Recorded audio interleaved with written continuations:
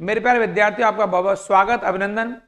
जैसा कि आप जानते हैं, इस चैनल पर हमने स्ट्रेटेजी के, जनरल साइंस और करंट अफेयर के लिए एक विशेष सीरीज चालू की है।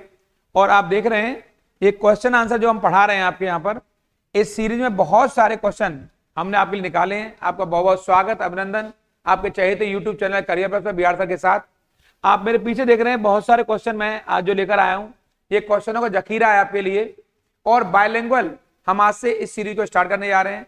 पिछली क्लास में मैंने आपको कुछ क्वेश्चंस कराए हैं, आज मैं क्वेश्चन कुछ और लेकर आया हूं। ऐसे ही बहुत सारे क्वेश्चन और बहुत सारा मटेरियल स्ट्रेटेजी के का, करंट अफेयर का अगली कुछ क्लासों में आपको मिलने वाला है। वो सारे सेशन हमारे बहुत खास होने वाले हैं। और इस सीरीज का पहला जो क्वेश्चन आपके सामने आ रहा है, ये आप देख पा रहे हैं, बायलिंगुअली दिखाई दे रहा है आपको, द्विभाषी है। ये क्वेश्चन हमारा निम्नलिखित में से कौन सा हार्मोन के लैंगरहंस के आइलेट की बीटा शेल यानी कोशिकाओं द्वारा स्रावित होता है। Which of the following hormones is secreted by the beta cell of isolate of Langerhans of pancreas. यानी कई बार विद्यार्थी साइंस के बहुत सारे वर्ड होते हैं जो अंग्रेजी में बहुत अच्छे होते हैं, हिंदी में कई बार हम नहीं समझ पाते हैं। जैसे इसका ग्लूकागान है, या इंसुलिन है, या एड्रेनेलिन है, या एल्डोस्टेरोन है। इस तरह के विकल्प आपके सामने हैं। जैसा कि आप इस तरह के प्रश्नों को आप देखेंगे, जैसे ही मैं प्रश्न आपके सामने बोल रहा हूं तो पहले आप खुद ही गैस करेंगे कि आपके माइंड में क्या इसका उत्तर चल रहा है। अपने मन में लगा लीजिए इसको, मैं तो साथ में उत्तर बताऊंगा ही, लेकिन आप 10 सेकंड या 15 सेकंड जो हमारे आंसर का टाइम होता है 20 सेकंड के भीतर तुरंत गैस करिए कि क्या इसका उत्तर होना चाहिए, और फिर मैं आपको कुछ ही क्षणों बाद इसका उत्तर बताऊंगा। जैसे आपको दिखाई दे रहा है कि कौन सा हार्मोन के लैंगरहंस के आइलेट की बीटा के तौर पर जाना जाता है यहाँ पर, तो इसका सही उत्तर है आपके इंसुलिन। अगर आपका उत्तर मेरे उत्तर से अगर मेल खा रहा है तो अपने मन में मानिए कि आपका एक उत्तर सही है। आप जानते हैं जो इंसुलिन है ये एक पेप्टाइड हार्मोन है, यह जानना चाहिए आपको। इंसुलिन एक पेप्टाइड हार्मोन है। इसको आप लिख लेंगे यहाँ पर कहीं कोने पर कि कैसा हार्मोन है, ये एक पेप्टाइड हार्मोन है। इसको आप नोट डाउन कर सकते हैं यहाँ से, और इसको आप रट लेंगे क्योंकि स्रावित करने में और निर्माण करने में इंसुलिन की भूमिका होती है। ये एक महत्वपूर्ण क्वेश्चन है आपके लिए। इसी प्रकार इस सीरीज का एक दूसरा प्रश्न है आपके सामने, ये रहा। निम्नलिखित में किसे हंसी पैदा करने वाली गैस के रूप में, which of the following is known as laughing gas. आप दिखाई दे किसे हम हंसी गैस के रूप में जानते हैं। क्या वो अमोनिया है, क्या वो नाइट्रस ऑक्साइड है, क्या वो कार्बन मोनोऑक्साइड है, या क्लोरोफ्लोरोकार्बन है। जैसा कि मैंने अभी आपसे कहा कि अपने माइंड में मेरे तुरंत प्रश्न के आते ही 10 से 20 सेकंड के भीतर आप उस क्वेश्चन के आंसर को गैस करिए कि इसका उत्तर क्या हो सकता है। तो मेरे साथ साथ आप इस क्वेश्चन आंसर क्विज को खेल सकते हैं और आप अपना गैस करते चलिए कि आप कितने सही होते जा रहे हैं। और अंत में देखना जैसे ये सेशन खत्म होगा कि कितने आंसर उन्होंने सही दिए। जैसा आप देख पा रहे हैं, हंसी पैदा करने वाली गैस काफी विद्यार्थियों को मस्तिष्क में आ गया होगा, वो और कोई नहीं बल्कि वो नाइट्रस ऑक्साइड गैस है ये वाली। और इसे ये भी जानना चाहिए कि नाइट्रस ऑक्साइड का जो ऑक्साइड का इसे लाफिंग गैस भी कहते हैं। यहां पे हम कर सकते हैं इसको लाफिंग गैस, इसी को बोलते हैं आपके लाफिंग गैस, यानी कि हंसाने वाली गैस। ये वाला एक वर्ड आपके। इसके अलावा क्या रासायनिक सूत्र कुछ विद्यार्थियों को मालूम होगा, N2O है। N2O इसका जो केमिकल जो फॉर्मूला रासायनिक सूत्र है वो है।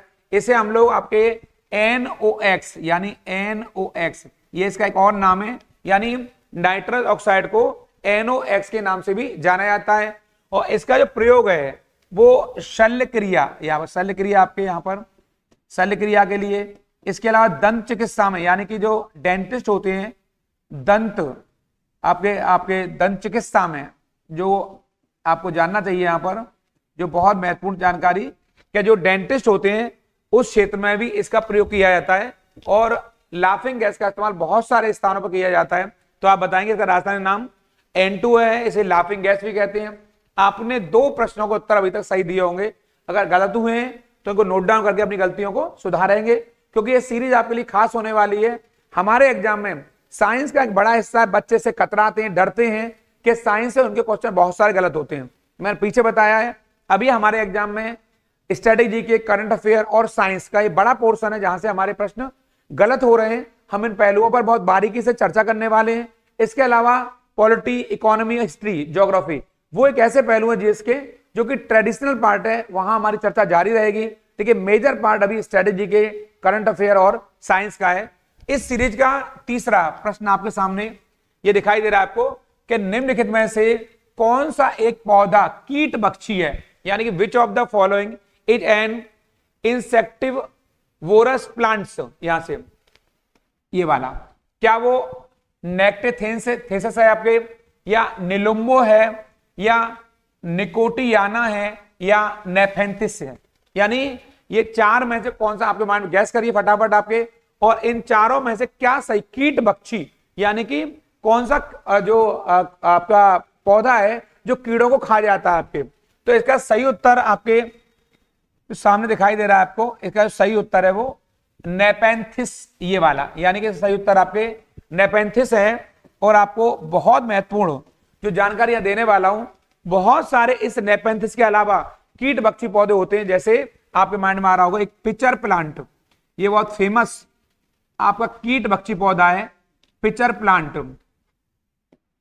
इस क्रम में आपके जैसे आपने नाम सुना होगा मंकी कप का, मंकी कप बहुत फेमस है आपका मंकी कप, ये बहुत फेमस आपका कीट भक्षी पौधा है। ये मैंने दो पौधे और बताया आपको, जैसे पिचर प्लांट है, जैसे मंकी कप है, जैसे कोबरा लिली है एक बहुत फेमस आपके कोबरा लिली, इसको भी आप नोट डाउन कर सकते हैं। कोबरा लिली, ये ऐसे कीट भक्षी पौधा है, इनको नोट डाउन कर सकते हैं। तो नेपेंथिस है, पिचर प्लांट है, मंकी कप है, कोबरा लिली है, ये बहुत महत्वपूर्ण आपके क्या है, ये आपके कीट भक्षी पौधे हैं। इस क्रम में हम आगे चलेंगे। रेगिस्तान में आवास करने वाले जानवर, यानी desert dwelling animals are called, क्या वो वृक्षवासी जानवर हैं, स्थलीय जानवर हैं, या बिल बनाने वाले जानवर हैं, या फिर मरुदभिद जानवर हैं, यानी कि जेरिकॉल्स एनिमल्स हैं, कौन से हैं वो आपके यहाँ पर। तो आप उत्तर माइंड में लाइए अपना, क्या आपके हिसाब से हो सकता है। यानी रेगिस्तान में आवास, यानी कि डेजर्ट ड्वेलिंग एनिमल कौन से हैं जो मरुदभिद, यानी कि जो रेगिस्तान में आवास बनाने वाले जानवर। तो आपको दिखाई दे रहा होगा ये जेरोकल्स, ये वाले जेरोकल्स यानी कि मरुदभिद जानवर हैं जो कि आपके रेगिस्तान में, यानी इसमें आने वाले जीवों में हम बात कर सकते हैं ऊंटों की। आप जानते हो रेगिस्तानी ऊंट, इसे रेगिस्तान का किंग कहते हैं, रेगिस्तान का राजा कहते हैं इसको। इसे आपके रेगिस्तान का जहाज भी कहते हैं, इसको आप जानते होंगे। इसके अलावा यहाँ पर रेगिस्तानी लोमड़ी है, वो यहाँ पर वास कर सकती है। तमाम आपके सर्प हैं, सांप हैं, इसके अलावा बहुत सारे जंगली चूहा हैं, ये सब हमें मरुदभिद जीव के तौर पर जाने जाते हैं, यानी कि रेगिस्तान इसे बोलते हैं मरुदभिद जानवर। ये आपके लिए बहुत महत्वपूर्ण सीरीज है, इंपॉर्टेंट है, इनको देखते चलेंगे आप लोग। ये सारे क्वेश्चन हमारे एग्जाम में आने वाले हैं, इनको देखते जाएंगे। सूची को मिलाना है आपको, यानी एक लिस्ट को दूसरी लिस्ट से आपको मैच करना है। वो कह रहा है सामने आपको ये बीमारी दिखाई दे रही है, यहाँ पर आपको कारक फैक्टर्स दिखाई दे रहे हैं, कौन सी बीमारी का कारण, जैसे ये पैक्टिक व्रण, इसको बोलते हैं हम लोग पैक्टिक अल्सर। कई बार विद्यार्थी पैक्टिक व्रण नहीं समझ पाते हैं, तो हम लोग पैक्टिक अल्सर समझा सकते हैं उसको। ये किस कारण से, डेंगू किस कारण से हो रहा है, फील पांव किस कारण से हो रहा है, या मलेरिया किस कारण से। सामने आपको कारक दिखाई दे रहा है, फैक्टर दिखाई दे रहे हैं। अगर पैक्टिक व्रण है तो किस कारण से हो सकता है, आप माइंड में गैस करिए, या जो आपके माइंड में आ रहा हो। ये मैचिंग है, मैंने यहाँ पे ए का 1 या बी का 3 ऐसे लिखा नहीं है, आप खुद मिला लेंगे। मैं इसको एक सीरीज से मिला देता हूँ कैची बना करके। जैसे पैक्टिक व्रण है तो ये बैक्टीरिया से होने वाला एक रोग है। डेंगू है एक वायरस से, इसका नाम आपके अरबो वायरस है, आप जानते हो। डेंगू हड्डी तोड़ा बुखार भी कहलाता है। चिकनगुनिया इसका एक अन्य रूप होता है, अरबो वायरस, आप जानते होंगे। ये फील पांव कृमि के चलते होता है, यानी कृमि, फील पांव आपके यहां से मिला देंगे इसको। और मलेरिया जो प्रोटोजोआ आपके यहां जानते होंगे, जैसे प्लाज्मोडियम प्रोटोजोआ कहते हैं, आप जानते हैं प्लाज्मोडियम प्रोटोजोआ, जो कि मलेरिया के लिए उत्तरदायी है। मलेरिया घातक रोग है आपके, जिसे मादा एनाफिलीन मच्छर फैलाता है। प्रोटोजोआ को परजीवी भी कहते हैं, बहुत इंपॉर्टेंट है। ऐसे सीरीज को मिला देंगे और आपके एग्जाम में इस तरह आएगा कि ए का 4 हो जाएगा, आपका डी का 1 हो जाएगा, और सी का 3 हो जाएगा, और डी का आपका 2 हो जाएगा। ऐसे मिलाना आता है। ऐसे क्वेश्चन मिलाने के लिए एग्जाम में जरूर आते हैं। इन क्वेश्चनों पर आपकी नजर बनी रहेगी, ये क्वेश्चन गलत नहीं होने चाहिए। इस सीरीज का 6वां प्रश्न मैं आपके लिए लेकर आया हूं। इस सीरीज में यहां सामने देखेंगे पोषक स्तर बनाते हैं, यानी trophic levels are formed by, ये दिखाई दे रहा है आपको, organism linked in food chain, यानी खाद्य श्रृंखला जुड़े हुए जीव, या केवल पौधे और प्लांट ओनली, केवल जानवर एनिमल्स ओनली, या आपके केवल मांसाहारी जीव आपके यानी कॉर्निवोरस एनिमल ओनली। ये कौन सा यानी पोषक स्तर कौन बनाता है, ट्रॉफिक लेवल इनमें से कौन बनाता है? आपके मस्तिष्क में तुरंत इसका आंसर आना चाहिए कि ए सही क्या, बी सही या सी या डी। आप देख सकते हैं ऐसे सही उत्तर इसका ए है, इसका आंसर सही आपके, यानी खाद्य श्रृंखला से जुड़े हुए जीव, यानी कि पोषक स्तर आपको जानना चाहिए। पोषक स्तर की ये खाद्य श्रृंखला सबसे पहले देने वाले व्यक्ति वर्ष 1942 में बहुत बड़े विद्वान रेमंड लिंडमैन नाम के विद्वान थे, जिन्होंने रेमन लिंडमैन नाम के व्यक्ति थे जिन्होंने खाद्य श्रृंखला को, फूड चेन को सबसे पहले दिया है। आप इसको याद भी कर लेंगे कि फूड चेन को देने वाले व्यक्ति कौन है, तो नाम क्या है उनका, रेमंड लिंडमैन नाम है। इसको आप रट लेंगे मेरे कहने से, यहां पर ये उनका नाम है रेमंड। और इन्होंने बताया जैसे घास, ये घास है तो घास को कौन खाएगा, हिरण। यहां पे हिरण के लिए अगला बाघ या शेर, यहां पर ये आपके मांसाहारी है। ऐसे एक चैन बन जाती है, घास को हिरण, हिरण को शेर, जो एक चैन है हमारे पास, एक सिस्टम है इसको, जो पारिस्थितिक तंत्र इकोसिस्टम के लिए फूड चैन का होना आवश्यक है। हर जीव का इस इकोलॉजिकल सिस्टम में होना जरूरी है। इकोसिस्टम के लिए, पारितंत्र के लिए सब जीवों का होना बहुत जरूरी है, क्योंकि एक जीव पर अगला जीव निर्भर करता है, चाहे वो घासी क्यों ना हो या अन्य कोई जीवी क्यों ना हो, सब जीवों का होना इस धरा पर जरूरी है। ये रेमंड लिंडमैन है, इसको आप देख लेंगे। और इसका सही उत्तर है खाद्य श्रृंखला से जुड़े हुए जीव जो कि पोषक स्तर बनाते हैं। इस क्रम में हमारा अगला प्रश्न है, भारत के किस भाग में हंगुल नाम का हिरण पाया जाता है, यानी hangul deer is found in which part of India, यानी हंगुल हिरण कहां पाया जाता है? क्या ये केरल में है या आसाम में है या राजस्थान में या ये जम्मू और कश्मीर में? हंगुल नाम का एक विशेष डियर होता है, विशेष हिरण होता है, जो कि मूल रूप से जम्मू कश्मीर राज्य में पाया जाता है, जो उस समय एक यूनियन टेरिटरी है। इसे कश्मीरी हिरण भी कहते हैं। क्या कहते हैं इसको कश्मीरी हिरण भी कहते हैं। ये भी आप लोग यहां चाहें तो नोट डाउन कर सकते हैं। इसके अलावा एक अन्य महत्वपूर्ण जानकारी आपके लिए यहां ये भी है कि ये कश्मीर का राज्य पशु है। क्या ये कश्मीर का राज्य पशु है, यहाँ का स्टेट एनिमल है। इसके अलावा ये कश्मीर में डचीग्राम राष्ट्रीय पार्क में पाया जाता है। ये आपके लिए बहुत महत्वपूर्ण इंपॉर्टेंट जानकारी है, इसको आप मेरे कहने से नोट डाउन करेंगे। ये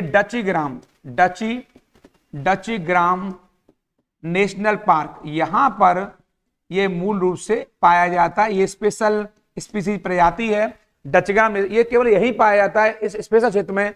हंगुल हिरण है जो जम्मू कश्मीर का राजकीय पशु है, राज्य पशु है यहाँ का, और ये डचीग्राम नेशनल पार्क में पाया जाता है। इसे कश्मीरी हिरण भी कहते हैं। ऐसे प्रश्न हमारे एग्जाम में आते हैं, मैंने आपको अतिरिक्त जानकारी भी यहां पर दी है।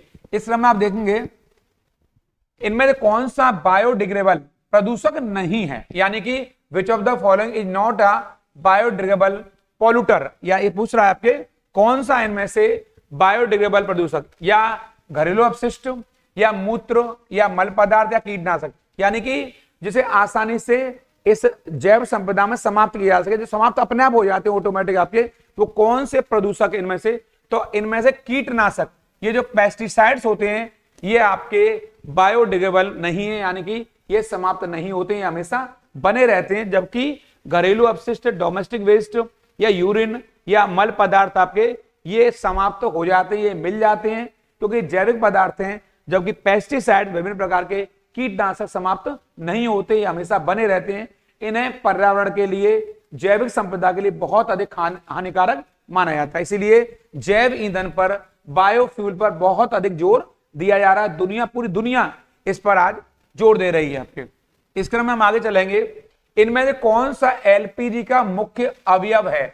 Which one of the following is the main constant of LPG? यहां से क्या वो हेक्सेन है, पेंटेन है, बुटोन है या मीथेन है? तो आप जानते हैं एलपीजी लिक्विफाइड पेट्रोलियम गैस, पहली बात तो लिक्विफाइड पेट्रोलियम गैस जो कि घरेलू गैस है आपके, इसका मुख्य घटक आपके ब्यूटोन है। कौन सा है? ब्यूटोन इसका मुख्य घटक है। ऐसे एग्जाम बार बार पूछे जाते हैं। डोमेस्टिक गैस कौन सी है? एलपीजी से पूछ सकता है, एलएनजी से पूछ सकता है, हमारे कई सारे सीएनजी से पूछ सकता है। ऐसे बहुत सारे क्वेश्चन, चाहे सीएनजी आए, एलएनजी आए या एलपीजी आए, आपको इस तरह के उत्तरों को देख के जाना है, क्योंकि ऐसे प्रश्न लगातार एग्जाम में पूछे जा रहे हैं। इस क्रम में हम लोग आगे चलेंगे।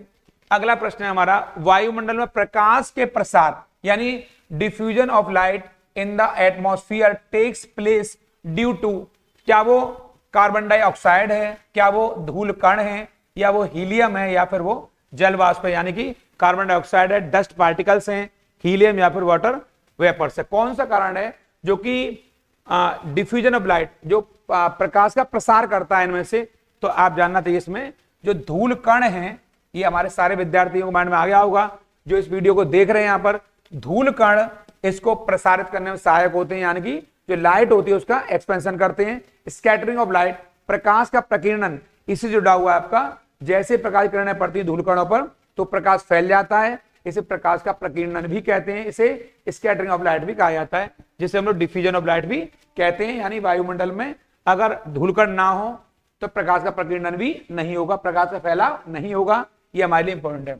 इस क्रम में अगला प्रश्न है आपके लिए, हैलोजन लैंप ये रहा का तंतु इनमें से किस मिश्रित धातु का बना होता है? यानी the filament of halogen lamp is made of which of the following alloy? किससे मिला हुआ है? टंगस्टन और आयोडीन से, क्या इससे मिला हुआ है, या टंगस्टन ब्रोमीन से मिला हुआ है, या टंगस्टन सोडियम से मिला हुआ है, या सोडियम और मोलिब्डेनम से मिला हुआ है? कौन सा तत्व है, कौन सा तंतु है जिससे ये मिला हुआ है? तो इसका उत्तर आपके माइंड में आना चाहिए, तुरंत गैस करेंगे इसका उत्तर। जो माइंड में आ रहा हो तत्काल लगाइए उसको। क्या सही हो सकता है? A B C D. इसका सही उत्तर आपका टंगस्टन और सोडियम है आपके, यानी सी इसका सही उत्तर है। और आप गौर करना कि टंगस्टन और सोडियम, आप जब सोडियम होता है तो सोडियम के चलते सोडियम टंगस्टन मिलता है, इसके चलते जो लाइट का प्रकाश है वो पीला हो जाता है। कैसा हो जाता है?